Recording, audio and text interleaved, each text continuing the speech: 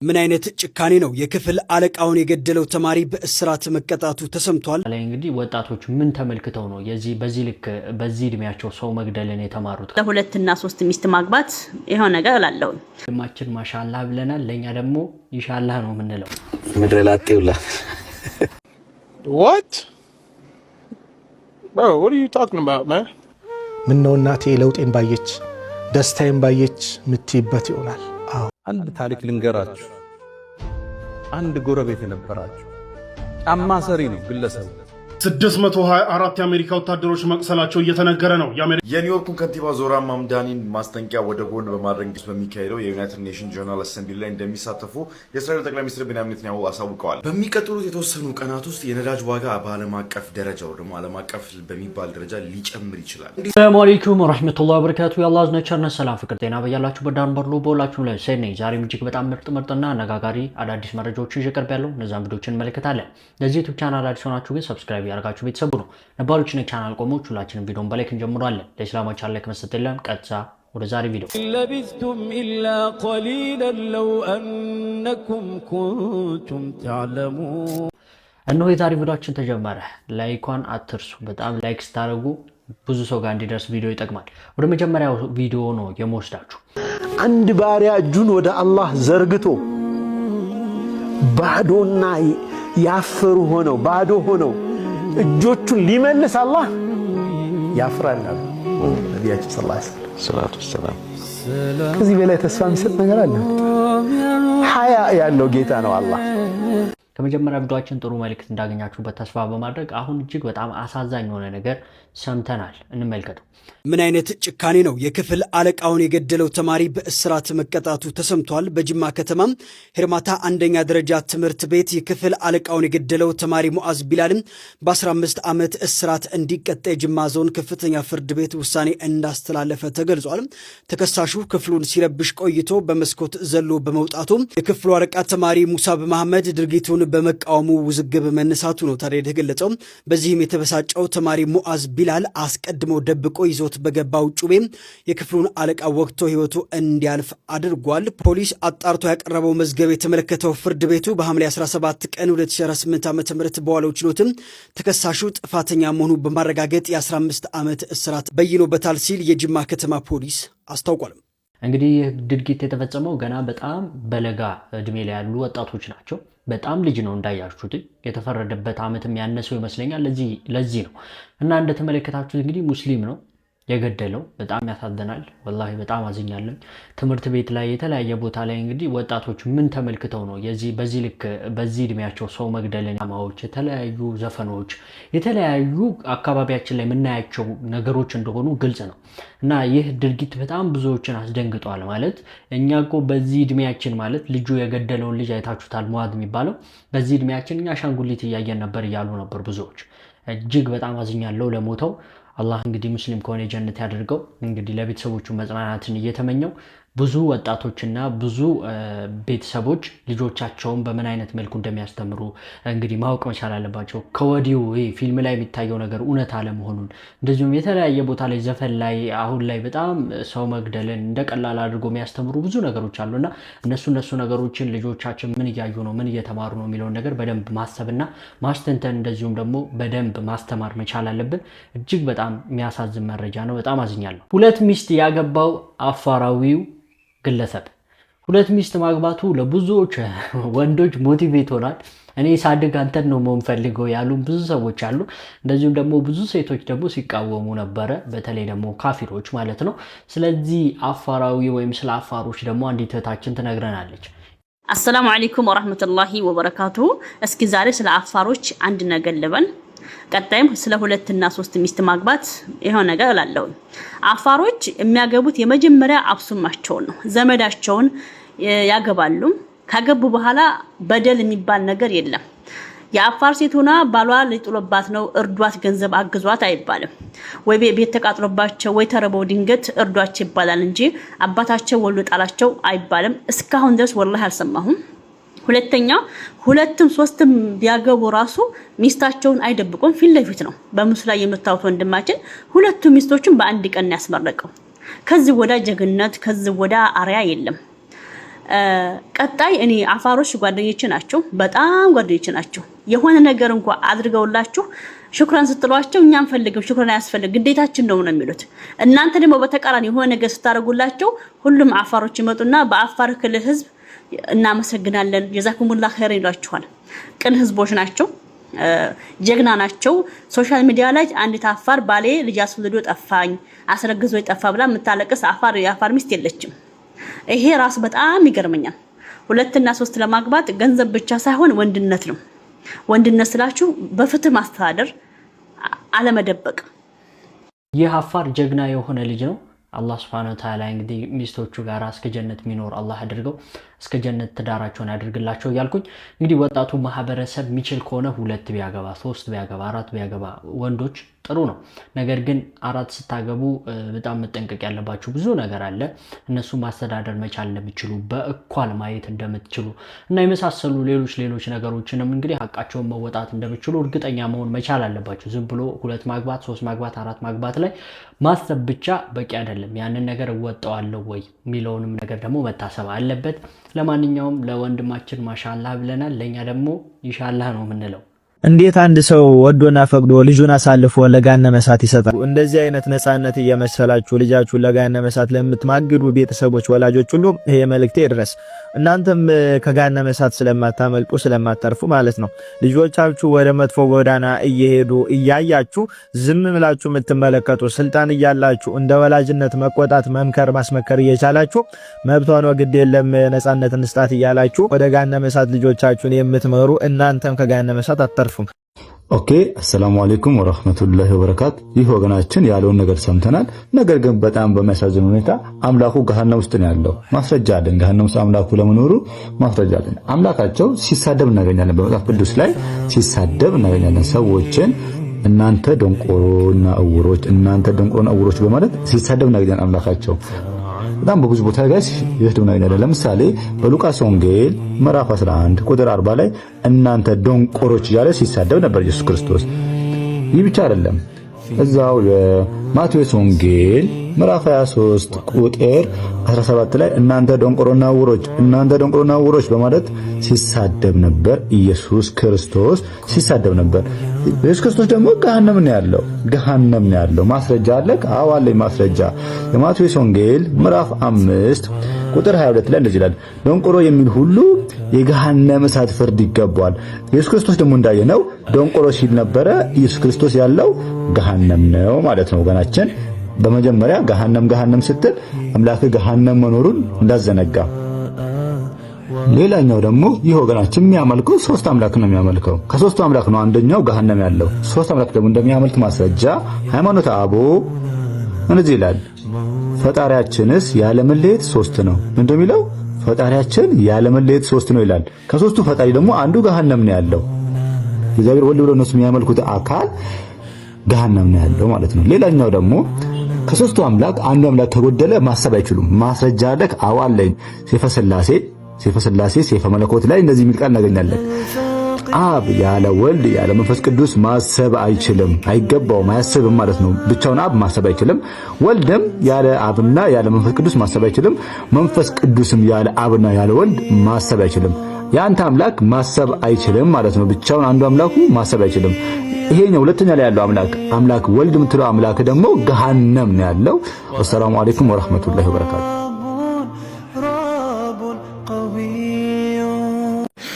አርቲስት አስቴር በዳኔን አስልሟታል። ሰሞኑ ፌስቡክ ላይ አጠቃላይ በየሶሻል ሚዲያው እየሄዱባት ነው። አማራንና ኦርቶዶክስን ተነግራለች። አማራና ኦርቶዶክስ ኢትዮጵያ ናት እያሉ ነው። ታዲያ እሷስ ምን ተሳሳተች?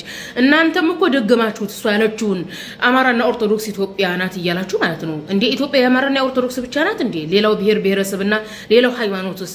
በነገራችን ላይ በኢትዮጵያ ታሪክ በኦርቶዶክስ ታሪክ ከትግሬና ከአማራ ውጭ ኦርቶዶክስ አልበደለችኝም የሚል የለም። እኛ ወላሞ ስድብ እንደሆነ ነው የምናውቀው። ብሔር መሆኑን አሁን በቅርብ ነው በኢህአዴግ ጊዜ ያወቅ ነው።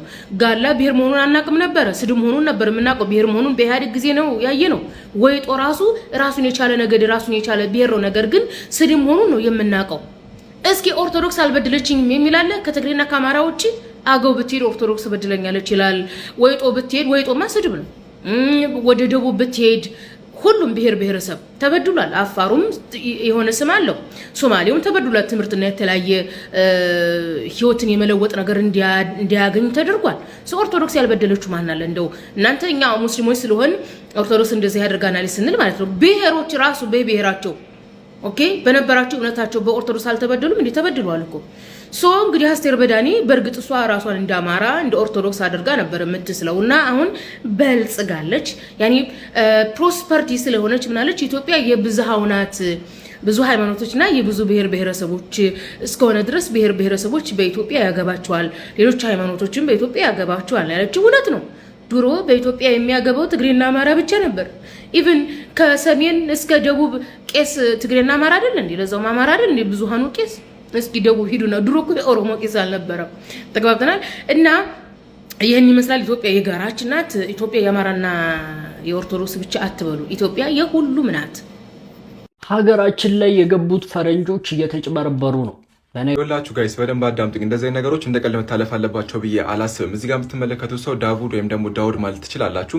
ይህ ሰው እጅግ በጣም ተጽዕኖ ፈጣሪ የሆነ ሰው ነው። ላሊበላ አማራ ክልል ላሊበላ ላይ ተጭበርብር ያለው ያለ ሲሆን የአማራ ክልል ቱሪዝም ቢሮ ደግሞ ይህን ነገር ያደረገው ሰው ላይ የእርምት እርምጃ ወስጃለሁ ብሎ ቪዚት አምሃራ በሚለው ቬሪፋይድ በሆነው ፔጃቸው በኩል ይህንን ሰው ይቅርታ ጠይቀውታል። ዳግም የምትመጣ ከሆነም ደግሞ በጥሩ ሁኔታ እናስተናግዳለን ሲሉም ጭምር ነግሮታል። ምንድነው የተፈጠረው የሚለውን ቀለል አድርጌ ነግራችኋለሁ። ከዚህ ባሻገር ደግሞ እንግዲህ እንደ ሀገር ያስወቀሱ እንደ ሀገር ደግሞ ያስሞገሱን አይነት ሰዎች አሉ። እነሱም እናሞግሳለን፣ እንወያይባቸዋለን። ከዚህ ባሻገር ደግሞ እዚህ ጋር የምትመለከቷት ሴት ደግሞ በቃ ምርጥዬ ነች። የመጨረሻ በቃ የኔ ሀቅ ያለውን ነገር አልፈልግም ስትል የተናገረችው ንግግር በክስተቱ መሀል የብዙዎችን ቀልብ የሳበም ጭምር ነው። እንደነገርኳችሁ ሊረዝም ይችላል ቪዲዮ። ኮፒ ሊንክ እያደረጋችሁ እስከ መጨረሻው ድረስ አብራችሁን ቆዩ። ሁላችሁም እንደምታውቁት ከቅርብ ጊዜ ወደ ሀገራችን እጅግ በጣም ተጽዕኖ ፈጣሪ የተባሉ ግለሰቦች እየመጡ ይገኛሉ። አይሾ ስፒድ መጥቶ ነበረ፣ ዲሊያም ፔጅ መጥቶ ነበረ፣ ሌሎችም ተጽዕኖ ፈጣሪ የሆኑ ሰዎች በተለያዩ ስብሰባዎች ምናምን ነገር መጥተው እንደነበረ ታውቃላችሁ። ታዲያ እነዚህ ሰዎች እጅግ በጣም በሚባል ደረጃ ሀገራችንን ለዓለም አስተዋውቀውልናል፣ ፖዚቲቭ በሆነ ወይ ማለት ነው። ታዲያ አሁን ደግሞ ወደ ሀገራችን የመጣው ሰው ደግሞ እዚህ ጋር የምትመለከቱት አዘርባይጃናዊ የሆነው ዳውድ ወይም ደግሞ ዳውድ የሚባለው ሰው ነው። ይህ ሰው በቲክቶክ ወደ 1.6 ሚሊዮን ፎሎወር አለው። በፌስቡክ 1.6 ሚሊዮን ፎሎወር አካባቢ ያለው፣ በዩቲዩብ ደግሞ ወደ 1 ሚሊዮን ፎሎወር አካባቢ ያለው። ዩቲዩብ ምን ያህል ከባድ እንደሆነ በታውቁት ነገር ነው። ታዲያ እጅግ በጣም ተጽዕኖ ፈጣሪ የሆነ ሰው በመላው ዓለም የተዘዋወረ እንደዚህ አይነት ቪዲዮዎችን እየሰራ እንግዲህ ሀገርን ያስተዋውቃል ማለት ነው። ታዲያ ይህ ሰው ወደ ሀገራችን ከመጣ ኦልሬዲ ወደ 1 ሳምንት አካባቢ ሆኖታል። መጀመሪያ ወደ ላሊበላ አካባቢ ሄዶ ነበረ። ከዛ በኋላ ደግሞ ላሊበላ ጎሚቶ ምናምን ደግሞ ወደ አዲስ አበባ መጥቶ አዲስ አበባ ላይም ደግሞ እጅግ በጣም ብዙ ቪዲዮዎችን ሰርቷል። ከዚህ ባሻገር ዛሬ ላይ ደግሞ ወደ አፋር ሄዷል። ቀጣይ ዴስቲኔሽኑ ደግሞ ትግራይ እንደሆነ ይስተናግሯል። ከዛ በኋላ ይቀጥል እንግዲህ አላህ ነው የሚያውቀው። ታዲያ ይህ ሰው እጅግ በጣም ገራሚ የተባለ ቱር እያከናወነ ይገኛል። ለዓለምም ደግሞ ሀገራችን እጅግ በጣም በሚጠቅም ናይስ በሚባለው እያስተዋወቀ ይገኛል። ነገር ግን እንከን አይጠፋም፣ አንድ የተፈጠረ ክስተት አለ። ከዛ በፊት ግን ማወቅ ያለባችሁ ነገር ይህ ሰው ሀገራችንን ጸዴ በሆኑ ቃላቶች ለዓለም ሲያስተዋውቅ ነበረ። ከዚህ መካከል እንግዲህ አፍሪካ አንድ ሀገር ብትሆን ኢትዮጵያ ዋና ከተማዋ ትሆን ነበረ ሲል የገለጸበት ቃል በጣም አስደሳች ነበረ። ከዚህ ባሻገር የሀገራችንን ጽዳት እጅግ በጣም በሚገርም ሁኔታ ኤክስፕረስ እያደረገ ለዓለም ሲያስተላልፍ ነበረ። ከዚህም ባሻገር ደግሞ ሆስፒታሊቲ ያለንን እንግዳ ተቀባይነትን ያለንን ነገሮች በጣም ሲያንጸባረቅ ነበር። ኢትዮጵያ ምን ያህል እንደሚወዳት ምን ያህል በቃ ትሪት የሚደረግበትን ነገር በጣም ብዙ ነገሮችን እንግዲህ ሲያስተዋውቅና በጣም ደስ የሚል ነገሮች ሲያደርግ ነበር። ከዚህም ባሻገር ደግሞ ሎካል ቢዝነሶችን ስሞል የሆኑ ቢዝነሶችን በሚገርመው አፕሪሺየት ሲያደርግ ሲያበረታታ ለብዙዎች ገንዘብ ይሰጥ ምናምን ነገር ነበረ ማለት ነው። ይህን ናይሱ ነገር ነው። የተፈጠረው ችግር ምን መሰላችሁ? ይህ ሰው ወደ ላሊበላ አካባቢ ላይ እንግዲህ ምንድነው ቁርስና ለመጠቃቀም ነገር የለም። እንደዚህ ዝም ብሎ ዞር ሲል ይምሮ በተለምዶ ዝም ብሎ ሻይ ቤት የምንለው አይነት ምግብ እንትን ቤት ውስጥ ገባ ማለት ነው። ታዲያ እዛ ሰዎች ምናምን ነገር ነበሩ። ታዲያ እዛ እየተጠቀመ ዶናት እንግዲህ ለሁላችሁም ብሉ ምናምን ብሎ ሁላችሁንም ይጋብዛችኋል። ታዲያ መጨረሻ ላይ ሂሳብ በመጣበት ሰዓት ነው ችግሩ የተፈጠረው። ሂሳብ ሲመጣ ከዛ ውስጥ እዚህ ጋር የምትመለከተው ሰው እንግዲህ ትራንስሌተር ሆኖ በሰዓቱ የልሻል ያለው እንግሊዝኛ እሱ ነበርና ሂሳብ ስንት ነው ነገር ሲባል ሴቷ እዚህ ጋር የምትመለከት ምርጥዬ ሴት ምን አለች? 50 ብር ነው አለች። ነው ደግሞ 150 ብር ብሎ የ20 ዶናትን በ150 ብር 3000 ብር ይለዋል ማለት ነው። ዳውድም ደግሞ እንግዲህ አረ በፍጹም እንደዚህ አይሆንም፣ ትክክለኛው ሂሳብ ነገር የምናን ነገር ይለዋል። አይ 150 ብር ነው እንደዚህ የአንዱ ዶናት 150 ብር ነው 3000 ብር አምጣ ምናምን ነገር ሲለው ዳውድ በቃ ባያምንበትም እሺ ብሎ ከፍሎ ወጣ። ከወጣም በኋላ ምንድን ያለው እንግዲህ ተጭበርብር ያለሁኝ እኔ ልጋብዛቸው መልካም ለሆንላቸው በሞከርኩኝ እነሱ ደግሞ ጥሩ ባልሆነ መልኩ ነው ምላሽ ሰጡኝ። ይሄ በጣም ያሳዝናል፣ ዲሳምፖይንት ነው ያለው እስካም ተደርግ ያለው ሲል ነበረ እየተናገረው ማለት ነው።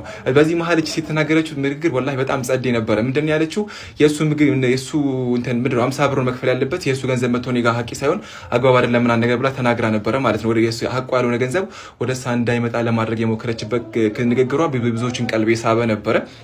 ታዲያ ይህንን ነገር ሶሻል ሚዲያ ላይ መነጋገሪያ ከሆነ በኋላ የአማራ ቱሪዝም ቢሮ በቪዚት አማራ በኩል እንግዲህ ያለውን ነገር ይፋ አድርጓል። ቪዚት አማራ የሚለው ገጻቸው በኩል ማለት ነው። ሄዳችሁ ቼክ ማድረግ ትችላላችሁ። ምንድን ያለው ለተፈጠረው ነገር ይህን ነገር ላደረጉ ሰዎች ላይ እንግዲህ ማስተካከያ እርምጃ ወስደናል፣ በጣም ይቅርታ ብሎ እሱን ይቅርታ ጠይቀውታል። ዳግም ወደዚህ የምትመጣ ከሆነ ወደ ላሊበላ የምትመጣ ከሆነ በጥሩ መልኩ ትሪት እናደርጋለን ሲሉም ይቅርታቸውን ጠንከር አድርገው ነግረውታል ማለት ነው። እንደዚህ ነገሮች ፍጹም ተቀባይነት እንደሌላቸውም ጭምር ነው እየተናገሩት። ታዲያ እንዲነግራችሁ የፈለኩት ነገር ምን መሰላችሁ? እንደዚህ አይነት ሰዎች ወደ ሀገር ሲመጡ ኢሜጅ ቢልዲንግ ላይ በጣም ትልቅ ተጽዕኖ አላቸው። ትልቅ ነገር መፍጠር ይችላሉና በቻልነው በጣም ባናስከፋቸው። እንደዚህ አይነት እስካምናደርግ ሰዎች፣ እንደዚህ አላግባብ ነገሮች የምናደርግ ሰዎች በጣም ማስተካከል ይኖርብናል ብዬ አስባለሁ። ኢሜጃችን እየታየ ያለው በዓለም መድረክ ላይ ነው። እኔ በግሌ አሁን እሱ የሰራቸውን ቪዲዮዎች ሀቂያ ነው የምነግራችሁ። ምናልባት ይህን ቪዲዮ ሳይሆን አይቀርም ላይክ ያላደረግኩት የስካም የተደረግኩበት ያላሉ። ከዛ ውጭ ያለውን ግን ዓለም እንዲያዩ ስለፈለኩም ሁሉንም ኮፒ ሊንክ ምንድነው ላይክ እያደረኩ ነበር ያለፍኩት። ለምን በቃ እየሰራ ያለው ስራ ሞርት ናይስ ስለሆነ ዓለም እንዲያዩ ሀገራችን እንድትዋወቅ የሚለው ማለት ነው። ታዲያ እንደዚህ የምታደርጉ ሰዎች በጣም ማደብ ይኖርባችኋል ብዬ አስባለሁ። ይሄ የምትመለከቱት ሰው ሄዳችሁ ቼክ ማድረግ ትችላላችሁ። ባለፈው ዙር የኛው ዳውድ የመጣ ሰዓት ሀገራችን ላይ ምን ያህል በጣም ጸዴ በሆነ መልኩ እንዳስተናገደው ማየት ትችላላችሁ። ወላሂ የመጨረሻ ፖላይት የመጨረሻ ጸዴ የነበረ ልጅ ነበር ማለት ነው። ታዲያ ሁላችንም እንደዚህ እንጂ መሆን ያለብን እንደዚህ መሆን አለብን ብዬ አላስብም። እንደዚህ አይነት በጣም ኢንፍሉዌንሻል ኢምፓክትፉል የሆኑ ሰዎች ወደ ሀገራችን ሲመጡ እንግዲህ በቻልነው በጣም ፖዚቲቭ የሆነው ምርጥ የሆነውን ነገር ማሳየት ይኖርብናል ብዬ አስባለሁ።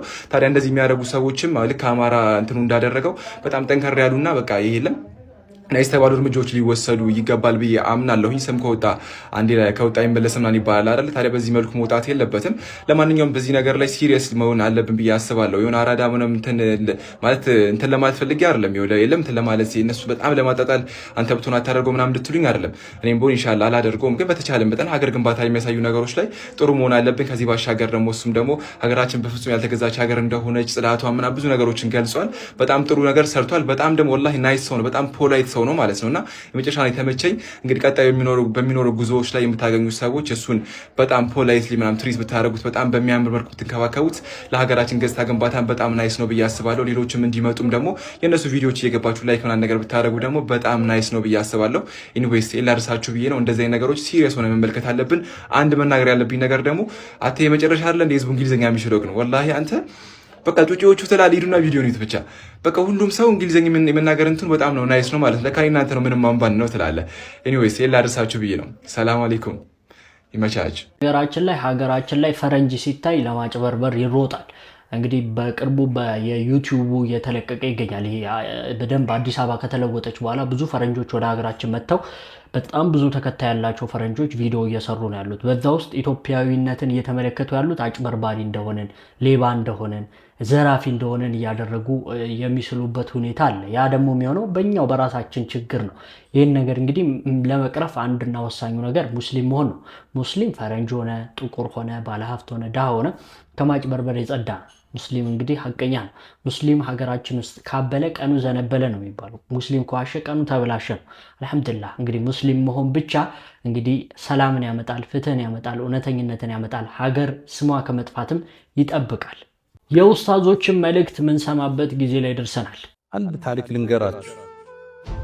አንድ ጎረቤት የነበራችሁ ጫማ ሰሪ ነው ግለሰቡ። ታዲያ ማታ ትንሽ መጠጥ ይጠጣል። አምሽቶ ይመጣና ስጋውን ጠብሶ ከበላ በኋላ አስካሪ መጠጡን አንስቶ ትንሽ ሲዞርበት ዘፈኑን ይለቀዋል፣ ግጥሙን ይለቀዋል። አضعوني وأي فتى أضاعوا ليوم كريهة وثداد فذر ይላል። أضاعوني وأي فتى أضاعوا እንዴት ያለውን ወጣት አጠፉት ማለት ነው። ليوم كريهة وثداد فذر ለክፉ ቀን ማኝ ይሆናል የተባለ ደንበር ጠባቂ ይሆናል የተባለውን ወጣት አጠፉኝ እኮ እያለ በስካር አንደበት ይዘፍን ነበር ምሽት እሳቸው እየሰገዱ። ይህን ችግር ተሸክመው ለዓመታት ነው። ታዲያ አንዴ ድምፁን አጡት። ይህ ሰው ድምፅ ምን ነው ጠፋ? የገጠመው ችግር አለ። አሁን አንድ ምሽት ላይ ፖሊሶች ይዘው አሰሩት ተባለ። ሱብሒ ሰገዱና ፈረሳቸው ላይ ወጥተው ወደ ሀገሪቱ አስተዳዳሪ አቡ ሐኒፋ መጠዋል ሲባል ታላቁ ሰው እንዳይወርድ ከፈረሱ እስከ እልፍኙ ምንጣፍ ድረስ በፈረሱ ይጣላል። ገቡ። አቡ ሐኒፋ ወረዱ፣ ተቀበላቸው፣ መጅሊሱ ላይ ያስቀመጣቸው፣ ተንከባከባቸው። ምን አመጣህ አላቸው። እኔማ የመጣሁት አንድ ጎረቤት ያለ አስረኸዋል፣ ያንተ ፖሊሶች አስረውታል። ማን ይባላል? ገሌ። ያ ንጉሥ ያ የሀገሪቱ መሪ በዛ ምሽት የታሰሩት እስረኛውን እንዲፈቱ ወሰነ። ለሳቸው ክብር ሲል ማለት አቡ ሐኒፋም ይሄን እስረኛ ጎረቤታቸውን ይዘውት እየተከተላቸው ቤቱ አደረሱትና አላ ضعناك يا فتى ይዘፍናት ዘፈናል። አጠፋና እንደ አንተ ወጣት አለ። ኢማም ሆይ አላጠፉ ጉርብትናን ሐቅ ጠብቁ ተንከባከቡኛ መስግናለሁ አላቸው። የሚገርመው ወጣት ተወብቶ የሳቸው ደረሶች ውስጥ አንዱ ነው። ሁሉም በር የተዘጋበህ ወንድሜ ያልተዘጋ አላህ በር አለ። ተስፋ አትቁረጥ እልሃለሁ። መዳን አትችልም፣ በቃ ምንም ተስፋ የለውም የተባልክ ተስፋ እንዳትቆርጥ። ማን ነው የሚያድነው? አላህ ነው። ምን ነው እናቴ ለውጤን ባየች ደስታዬን ባየች ምትይበት ይሆናል። አዎ ያማል። ርዝቅሽ ሰፍቶ ያን ርዝቅሽን ምን ነው እናቴ ባየችልኝ፣ ያን ርዝቅህን ምን ነው አባቴ ባየልኝ የምትልበት የምትይበት ሰዓት ይሆናል። አሁን አላህ ምህረት አላህ ይለግሳቸው። ምን ነው እናቴ ለውጤን ባየች ደስታዬን ባየች ምትይበት ይሆናል። አዎ ያማል። ነገር ግን አላህ ከሞቱ በኋላም ሐቃቸው ከባድ ነው። የነሱ ሐቅ ከባድ ነው። ከዚህ ከርዝቅ ሰበቦች አንዱ የምንመለከት አንድ ቤት ልከራይ ሄድኩኝና አላከራይም አለችኝ። ለምን? ሙስሊም ነህ አለች። ከዛ ደላለው አንቺ ምን ከሱ ጋር ምን አለሽ? የምታከራይ ከሆነ አከራይ፣ ባለፈውም ሳይከራይ አንድ ወር ቆየብሽ፣ አሁን የምታከራይሻል። እሺ መታወቂያ ያምጣ፣ ምን ይበል፣ ችግር ካለ ቶሎ እንዲወጣልኝ እንፈራረም አለ። ችግር የለም።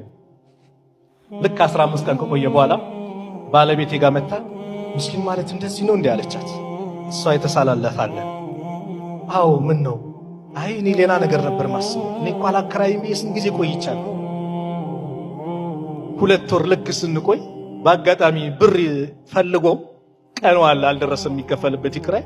ከባለቤቴ ጋር ተነጋገርና እኛ በቀኑ ይታሰብልናል፣ ግን እነሱ አስፈላጊያቸው ከሆነ እኛ ጋር የውጭኛው ብር ከሚጠፋም ለነሱ ብንሰጣቸው ስንል በጣም ገረማትና እዚህ ቤት ብዙ ሰዎች ገብተዋል አለች። 2 ወር 3 ወር እያለፈ ወንድሞች እየተመጡ ነበር የሚቀበሉልኝ። እንደዚህ ተመልክቼ አላውቅም። ምንድነው አለ። 6 ወር ቆየውና ልለቅ ፈለኩኝ። በምን? አካባቢው መስጂድ የለውም። ለልጆችም ለትምህርት ብዬ ሌላ ቦታ ልከራይ ሲሄድ ወላሂ ልጅቷ ማልቀስ ጀመረች። ምን አጠፋው? ቤት ክራይ ልቀንስ? እኔ እንደዚህ አይነት ጎረቤት ተመልክቼ አላውቅም። ለሌላው ይሄንን ልናሳይ ይገባል። እቺ ሴት ከወጣን በኋላ ትዝ ይለኛል ረጅም ጊዜ ድረስ ሀዲያ ይዛ እየመጣች ቤት ትዘይረን ነበር። እህስን ኢለናስ ለሰዎች ምን ጊዜ መልካም ሆነ አለ የሚባል የዱንያ ጸጋ፣ ደስታ፣ ድሎት፣ ቅንጦት ሁሉ ቢሰበሰብ አኼራ ላይ ካሉ አላህን ለታዘዙ ዲናቸው ላይ ቀጥላሉ ወንጀልን ለተዉ ሰዎች ከተዘጋጀው ጸጋ አንጻር ዱንያ ላይ ያለ ጸጋ በሙሉ ጣትን ባህር ውስጥ ነክረን ስናወጣ የሚወጣን ጠብታ አያክል። ይህን ያክል ቦታ ለሌለው ዱንያ አይን አይቶት የማያውቅ ጆሮ ሰምቶት የማያውቅ በልብ ታስቦ ማይታወቅ የተከበሩ መላእክቶች ያዘጋጁት አላህ ራሱ ያዘጋጀው መሞት የሌለበት መታመም የሌለበት መሰደድ የሌለበት መሰልቸት የሌለበት መጣላት የሌለበት ልባቸው አካላቸው ንጹህ የሆነ ሰዎች ለዘላለም የሚኖሩበትን የአኺራን ጸጋ እንዴት ይተዋል አቅል ያለው ሰው? ይህ የአኺራ የተሟላ ጸጋ የሚገኘው እዚህ ዛሬ ዱንያ ላይ ኸይር ስራ ላይ በመጽናት የተከሉትን የዘሩትን ምርት የኢማን ምርት የመልካም ስራ ምርት ሁሌ በመንከባከብ ነው። ችግኝ አንዴ ተተክሎ አይተውም። ክብካቤ ያስፈልጋል፣ አረም ያስፈልጋል፣ ውሃ ማጠጣት ያስፈልጋል። ኢማንም እንደዛው ነው፣ ክትትል ያስፈልጋል። ረመዳን ላይ ብቻ አይደለም ሙእሚን መሆን ያለብን፣ ከረመዳን በኋላም ረመዳን ላይ የሰራነውን ኸይር ስራ ልንጠብቀው መሰሉን ልናበዛ ይገባናል። እንግዲህ ጥሩ የሆኑ መልእክቶችና ዳዋዎችን ኡስታዞቻችን አስተላልፈውልናል። አላህ በሰማነውን ምንሰራና ምንጠቀም ያድርገን። አሁን ደግሞ የተፈኩር ጊዜ ላይ ነው የደረስነው። በዓለማችን እጅግ ፈጣን ፍጥረት የትኛው እንደሆነ ታውቃላችሁ? አንዳንዶች አውሮፕላን ወይም መኪና ይላሉ።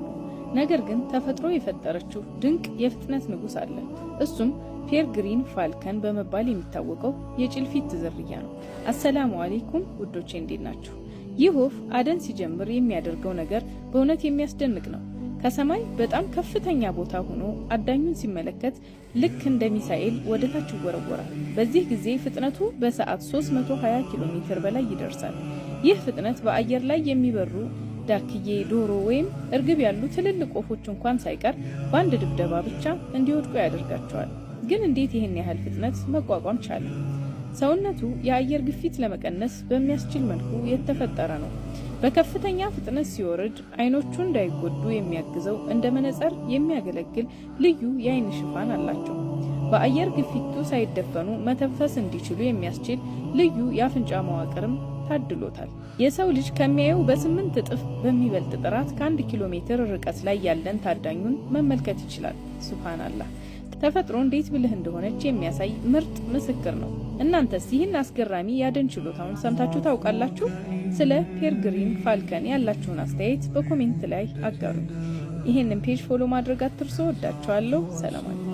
እንግዲህ ሱብሃንአላህ እያላችሁ እንደሆነ ተስፋ አደርጋለሁ። በምታዩት ነገር የአላህን ስራ እያስተነተናችሁ በአላህ ስራ እየተገረማችሁ እንደሆነ ተስፋ በማድረግ አሁንም ወደ ሌላ ቪዲዮ ወስዳችኋል። በሚቀጥሉት የተወሰኑ ቀናት ውስጥ የነዳጅ ዋጋ በዓለም አቀፍ ደረጃው ደግሞ ዓለም አቀፍ በሚባል ደረጃ ሊጨምር ይችላል። እንዴት የሚል ጥያቄ ጭንቅላታችሁ ላይ መጥቷል ብዬ አስባለሁ። እንዴት እንደሆነ ልንገራችሁ። በዓለማችን ላይ በከፍተኛ ሁኔታ ነዳጅን ትራንስፖርት የሚደረጉባቸው መንገዶች በአሁኑ ሰዓት ላይ በሁቲና በኢራን ምክንያት ተዘግተዋል። ስትሬት ኦፍ ሆርሙዝ እና ባብ ኤል ማንደብ ስትሬት ማለት ነው። ስትሬት ኦፍ ሆርሙዝ ለሁሉም መርከቦች የተዘጋ ቢሆንም ባብ ኤል ማንደብ ግን ለሳውዲ አረቢያ ብቻ ነው የተዘጋው። በስትሬት ኦፍ ሆርሙዝ በኩል ነዳጃቸውን ትራንስፖርት የሚያደርጉ ሀገሮች ነዳጃቸው በአሁኑ ሰዓት ላይ በስትሬት ኦፍ ሆርሙዝ በኩል ማለፍ አይችልላቸው።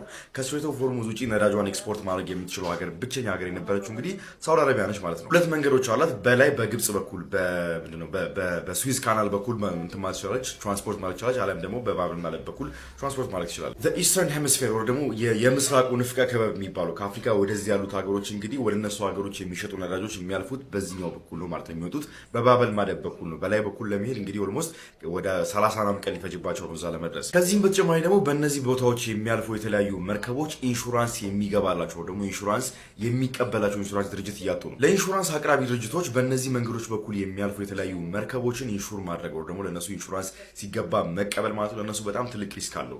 በዚህ ውስጥ በሰላም ላያልፉ ይችላሉ። እነዚህ መርከቦች በሰላም ካላለፉ መርከቦቹ ላይ ጉዳት ከደረሰ መርከቦቹ ጭነት ላይ ጉዳት ከደረሰ እንግዲህ የኢንሹራንስ ካምፓኒው ወደ ኪሳራ ነው የሚሄደው። ስለዚህ እነዚህ የኦይል ትራንስፖርቲንግ ካምፓኒዎች ወይ ደግሞ ነዳጅን ከቦታ ቦታ የሚያንቀሳቀሱ የተለያዩ መርከቦችም ሆነ ሀገሮች ኢንሹራንስን በከፍተኛ ብር ነው በአሁኑ ሰዓት ላይ እየከፈሉ እየገቡ የሚገኙት። ቢካዝ የትኛውም ኢንሹራንስ ሊቀበላቸው ስለማይችል የሚቀበሏቸው ኢንሹራንስ ደግሞ ከፍተኛ ብር እየጠይቋቸው ስለሆነ ከፍተኛ ብር እየከፈሉ ነው እነዚህ መርከቦች እያሳለፉ የሚገኙት። እነሱ መርከቦች በዚህ ዞሮ የሚያልፉት አሊያም ደግሞ ኢራን የፈቀደችላቸው እንትኖች ናቸው ደግሞ ኢራን የፈቀደችላቸው መርከቦች በዚህ በኩል የሚያልፉት ማለት ነው።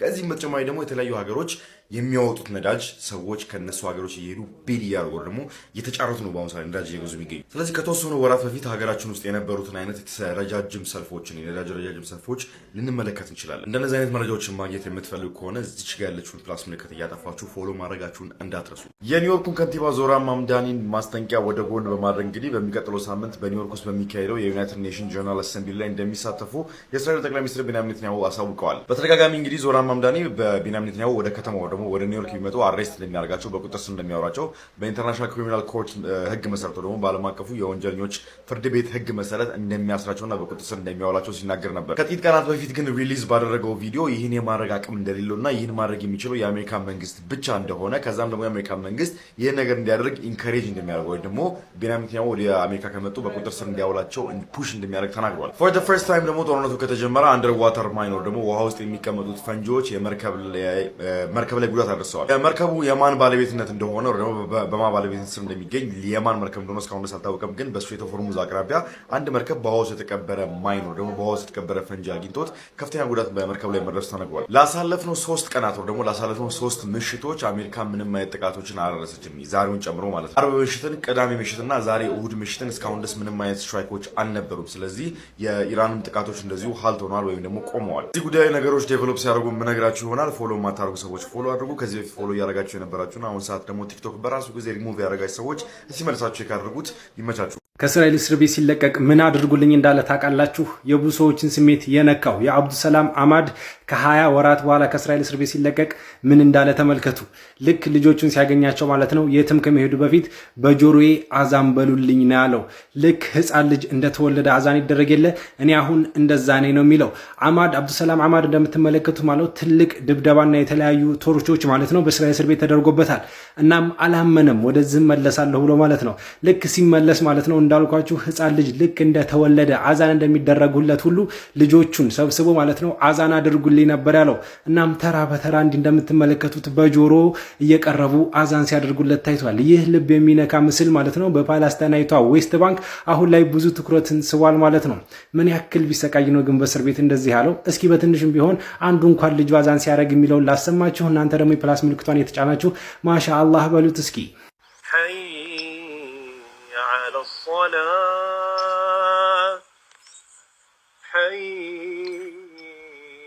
على الصلاة حي على الفلاح حي على الفلاح الله أكبر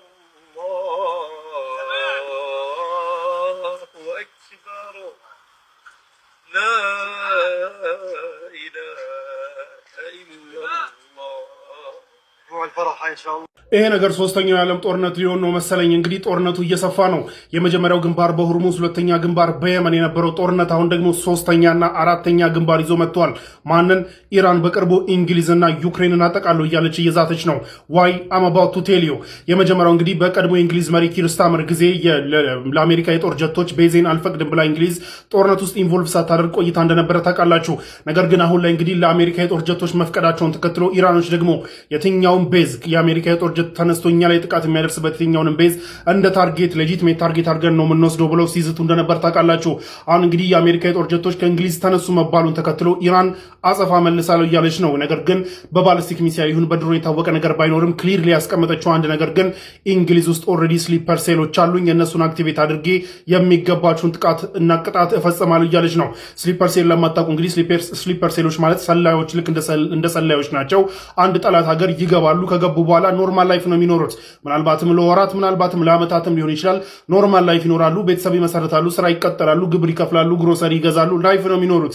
ነገር ግን የተላኩበት ሚሽን ዋና እንዲፈጸም ከአመታትም በኋላ ትዕዛዝ ሲመጣ ግን ወዲያው ይፈጽሙታል ማለት ነው። እንደዚህ ስሊፐር ሴሎች እንግዲህ ኦልሬዲ እንግሊዝ ውስጥ አሉኝና አክቲቬት አድርጊያቸው በቅርቡ ምላሻችሁን ታገኛላችሁ እያለች እየዛተች ነው። ስለዚህ እንግሊዝ ላይ ጥቃት ሊፈጸም ይችላል። ያው እንግሊዝ ተጎትታ ወደ ጦርነቱ ልትገባ ትችላለች እየተባለ ነው።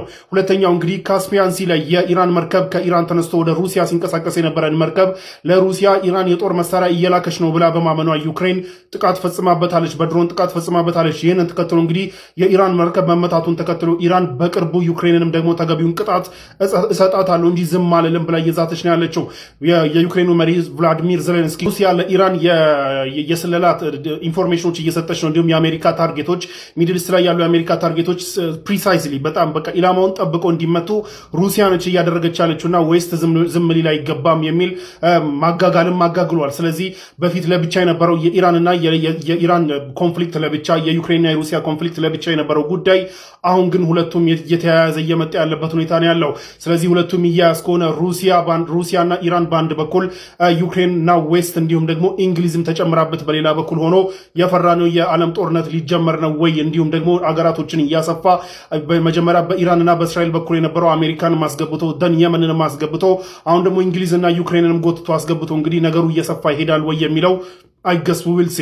አሜሪካ ልዩ ኃይሏን በኢራን ልታሰማራ ነው። ሪፖርተር ይዞት የወጣው መረጃ እንደሚያሳየው ከሆነ አሜሪካ ልዩ ኃይሏን በኢራን በማሰማራት ከፍ ያለ እርምጃ መውሰድ እንደምትፈልግ መረጃዎች ደርሶኛል ብለዋል። የልዩ ኃይሉ ዋነኛው ዓላማ የኢራን ዩራኒየም መውሰድ ሲሆን ጥቃቱን የሚደረገው እንደ ቬንዙዌላ ሁሉ በድንገት ነው ተብለዋል። ኢራን በጉዳዩ ላይ ቀድሞውኑ ምላሿን የሰጠች ሲሆን የአሜሪካ ጦር ወደ ኢራን የሚገባ ከሆነ አንድም ወታደር ከኢራን በህይወት አይወጣም ብላለች።